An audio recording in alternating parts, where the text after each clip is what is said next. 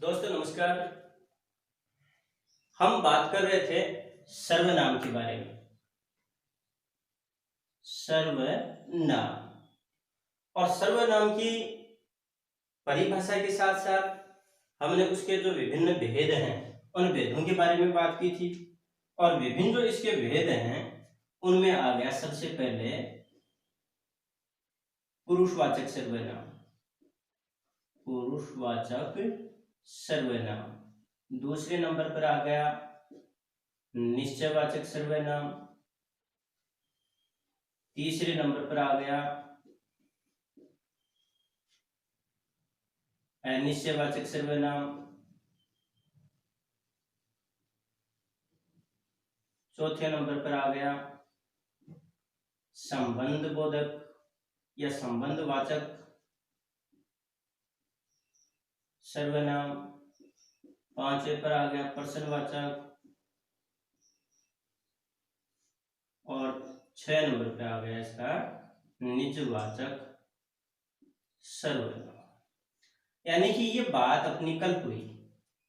इनमें सबसे पहले जो हमने बात की थी पुरुषवाचक सर्वनाम के बारे में बात कर ली थी। पुरुषवाचक सर्वनाम की परिभाषा, पुरुषवाचक सर्वनाम के तीनों भेद यानी कि उत्तम पुरुष, मध्यम पुरुष और अन्य पुरुष, इन तीनों के बारे में हमारी बातचीत हो चुकी थी। आज जो हम बात कर रहे हैं वो बात करेंगे निश्चयवाचक सर्वनाम के बारे में। निश्चयवाचक सर्वनाम। अब यहां पर दोस्तों सीधी सी बात यही है कि इस शब्द से ही पता चल रहा है कि यहां पर किसी निश्चय के बारे में कहा गया है। इस बात को अगर हम परिभाषित करें तो हम इस प्रकार से परिभाषित कर सकते हैं, जैसे इसकी परिभाषा दें तो यूं दे सकते हैं, वे सर्वनाम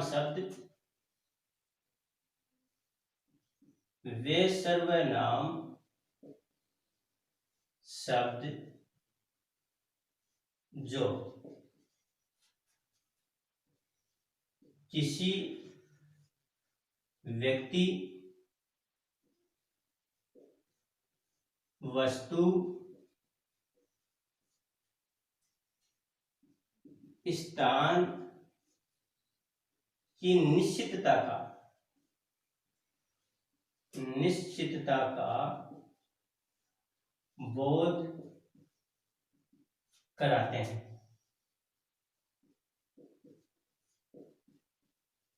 उन्हें निश्चयवाचक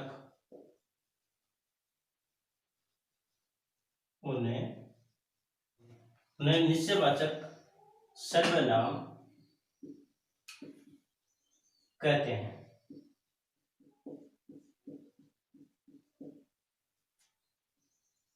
अब यहां पर जो बात आई यानी कि निश्चयवाचक सर्वनाम की, तो निश्चयवाचक सर्वनाम में जैसे ये, यह, वह, वे आदि। अब यहां पर जैसे ये मेरी पुस्तक है, यह तुम्हारी घड़ी है, वह अगला उदाहरण, वह आपका घर है, वे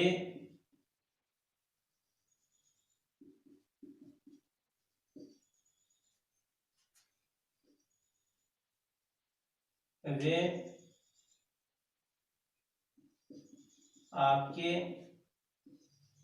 खेत हैं। कहने का मतलब यहां पर दो तरह की चीजें आती हैं।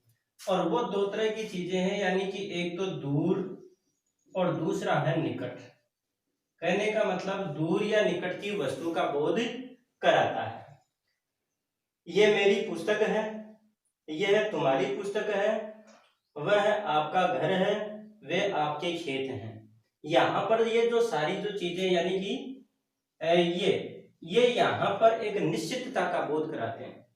लेकिन ध्यान रखिए, जो मूल बिंदु है और एग्जाम की दृष्टि से, यानी कि जो भी आपकी प्रतियोगी परीक्षा है उसकी दृष्टि से जो समझने वाली बात यहाँ पर है ना, वो बात ये है जिसको मैं विशेष रूप से बता रहा हूं कि जैसे वह शब्द लीजिए, अब वह शब्द है वो निश्चयवाचक या सॉरी अन्य जो पुरुषवाचक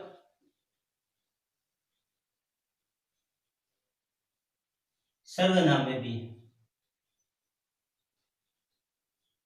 एक बात, वहीं पर यही जो वह शब्द है वह निश्चयवाचक सर्वनाम में भी आता है। यहां पर दोनों में जो मूल अंतर है वो क्या है, इस बात को समझने की कोशिश हमें करनी है। इनमें मूल जो अंतर है, यानी कि अन्य पुरुषवाचक जो सर्वनाम होता है वह हमेशा कर्ता के रूप में आता है। इस बात को निश्चित मानिए, हमेशा कर्ता के रूप में वह प्रयुक्त होता है। जैसे वह जा रहा है, वह गिर गया।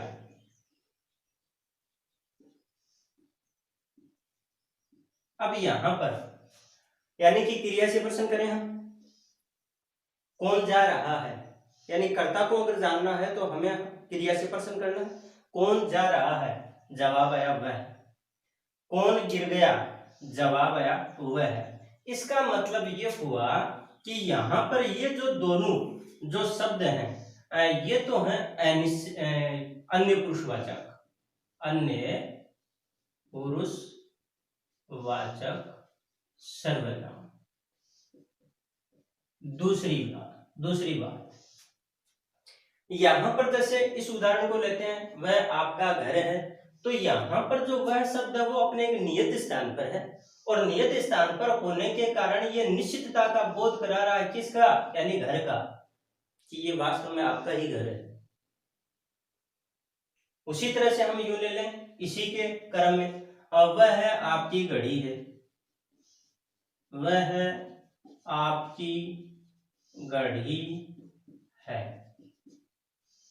अब यहां पर यानी कि वह जो शब्द है एक नियत अपने स्थान पर है, लेकिन निश्चितता का बोध करवाता है कि वह आपकी ही घड़ी है, किसी दूसरे की नहीं। फिर से इस बात को मैं दोबारा कह रहा हूं, यानी कि जो अन्य जो पुरुषवाचक जो सर्वनाम है वह हमेशा कर्ता के रूप में आता है। वहीं पर यानी कि उसमें अमूमन जैसे संज्ञा शब्द का लगभग अभाव सा रहता है। हालांकि हर जगह ये बात लागू नहीं होती, फिर भी माना जाता है। और इसमें देखिए, जब निश्चयवाचक सर्वनाम की बात आएगी तो जो संज्ञा है, संज्ञा और सर्वनाम जो शब्द है दोनों के मध्य दूरी रहेगी। कहने का मतलब है यहाँ पर देखिए ये शब्द आए हुए हैं, यहाँ पर देखिए इसके बीच में और इसके बीच में दूरी है, इस शब्द में और इसमें दूरी है, इस शब्द को देखिए यहाँ तक दूरी है, इस शब्द को देखिए ये दूरी। ये बात है निश्चयवाचक सर्वनाम। मतलब यहां सीधा किस रूप में आया, कर्ता के रूप में। इसका मतलब अन्य पुरुषवाचक यहां किस रूप में आया, यानी कि निश्चितता के रूप में। और इन दोनों के यानी कि इस संज्ञा पद और ये जो सर्वनाम शब्द इनके मध्य दूरी है, पास में नहीं है, इसलिए क्या है ये निश्चयवाचक सर्वनाम। ये बात हुई किसके बारे में, निश्चयवाचक सर्वनाम के बारे में अपनी बात हुई। उसके बाद में हम आगे वाला बिंदु लेते हैं, और आगे वाला जो अपना बिंदु है वो रहेगा अनिश्चयवाचक सर्वनाम। अब अनिश्चयवाचक सर्वनाम की बात जैसे ही आती है तो यहाँ पर जैसे हमने निश्चयवाचक जो सर्वनाम पढ़ा, इसमें किसी वस्तु की निश्चितता की बात आई है, तो उसी तरह से अनिश्चयवाचक जो सर्वनाम है, उस अनिश्चयवाचक सर्वनाम में अनिश्चितता का बोध होता है। अनिश्चयवाचक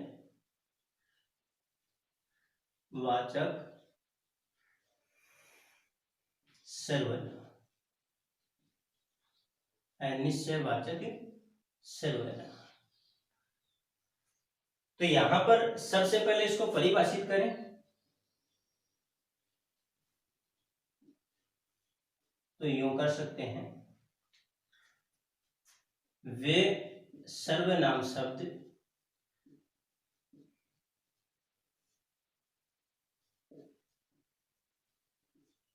जिनसे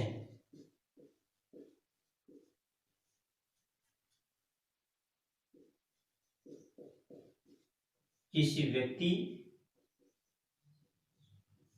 वस्तु आदि की अनिश्चितता का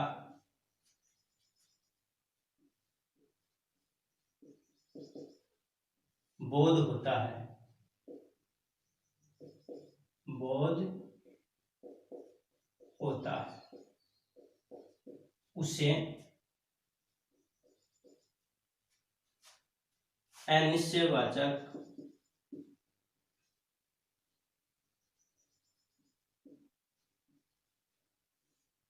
सर्वनाम कहते हैं।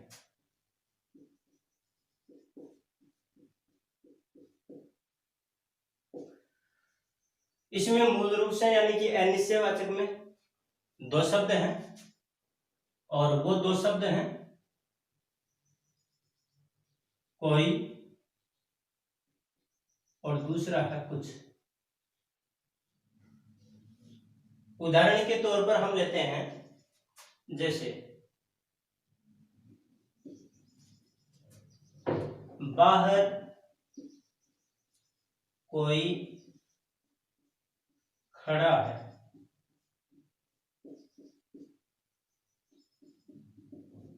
कोई आ रहा है।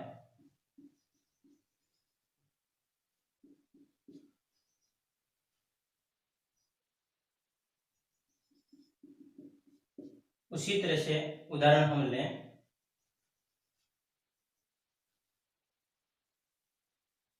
वह कुछ कर रहा है। अगला जैसे दूध में कुछ पड़ा है। इन उदाहरणों को अगर हम देखें तो यहां पर देखिए कोई, यहां पर कुछ, यानी कि बाहर कोई खड़ा है।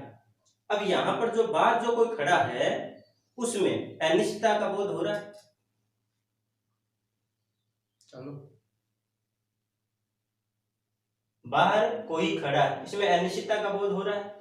उसी तरह से कोई आ रहा है, पता नहीं कौन आ रहा है लेकिन निश्चित रूप से कोई आ रहा है। अब यहाँ अनिश्चय की स्थिति बनी हुई है। वह कुछ कर रहा है, यानी कि काम तो वह कर रहा है लेकिन क्या कर रहा है, किस रूप में कर रहा है, इसका कोई अंदाजा नहीं है। तो यानी अनिश्चय की स्थिति बनी हुई है।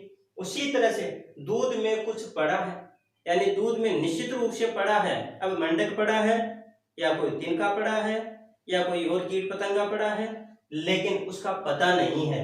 यहाँ पर दूध में कुछ पड़ा है। इस प्रकार से यहाँ पर ये हो गया अपना अनिश्चयवाचक सर्वनाम।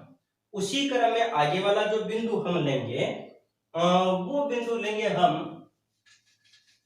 प्रश्नवाचक सर्वनाम।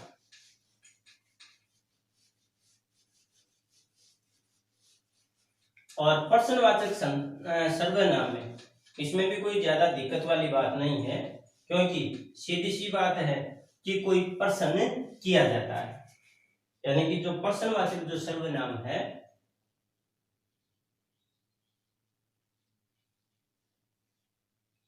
पर्सनवाचक सर्वनाम। तो इसमें कोई पर्सन किया जाता है। अब इसको परिभाषा के हिसाब से अगर हम लें तो इस प्रकार से ले सकते हैं। परिभाषा के आधार पर अगर देखें तो इसको देखिएगा, वे सर्वनाम शब्द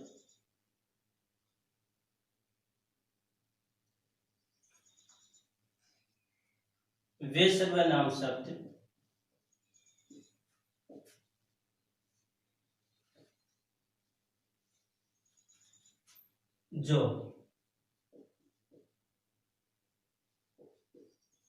संज्ञा के स्थान पर प्रयुक्त होकर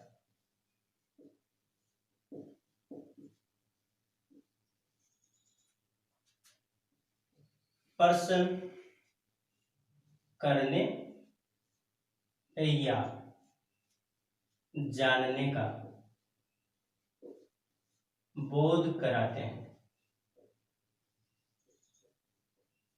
उन्हें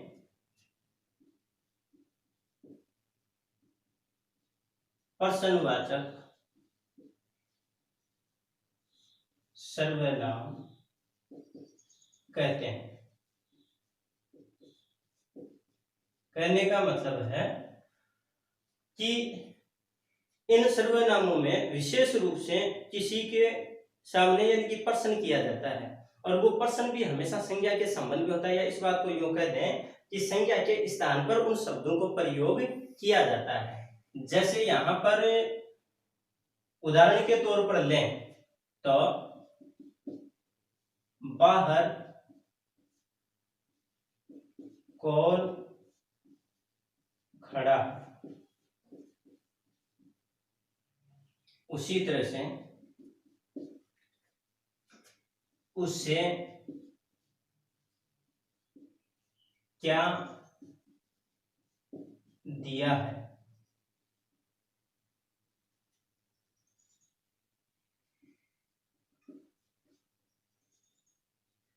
दीवार पर कौन बैठा है,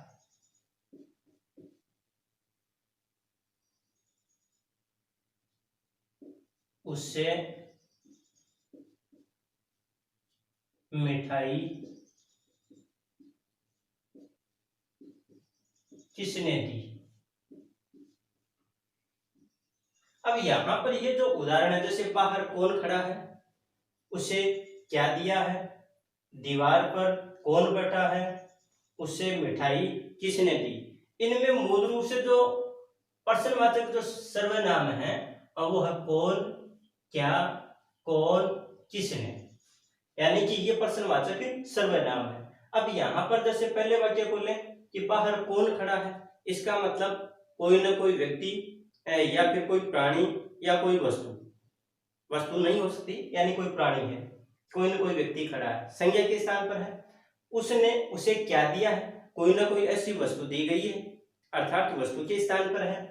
दीवार पर कौन बैठा है, यहाँ पर भी किसी के बैठने की स्थिति में किसी प्राणी की स्थिति को यहाँ पर दर्शाया गया है, इसका मतलब उसके स्थान पर प्रयुक्त किया गया है। उससे मिठाई किसने दी, किसी व्यक्ति विशेष ने ही उसे मिठाई दी है, लेकिन निश्चित जो बात यहाँ पर जो आ रही है वो बात ये कि किसने दी, ये प्रश्न है, इसलिए यहाँ पर कौन से सर्वनाम शब्द हो गए, पर्सनवाचक सर्वनाम हो गए। कहने का मतलब यह है कि वो सर्वनाम शब्द जो संज्ञा के स्थान पर प्रयुक्त होकर के, और वो यानी कि या तो प्रश्न करते हैं या फिर प्रश्न जानने का प्रयास करते हैं, ऐसे जो शब्द हैं जैसे कौन, क्या, किसने, किसके, ये शब्द हैं और वो किस में आ जाते हैं, पर्सनवाचक सर्वनाम में आ जाते हैं। तो दोस्तों ये तो बात हुई अपनी निश्चयवाचक सर्वनाम, पर्सनवाचक सर्वनाम के बारे में, और जो शेष जो इसके भेद बचे हैं उनका हम आगे वाले वीडियो में आपसे हम बात करेंगे, आगे वाले वीडियो में आपसे मुखातिब होंगे। तब तक के लिए नमस्कार, धन्यवाद।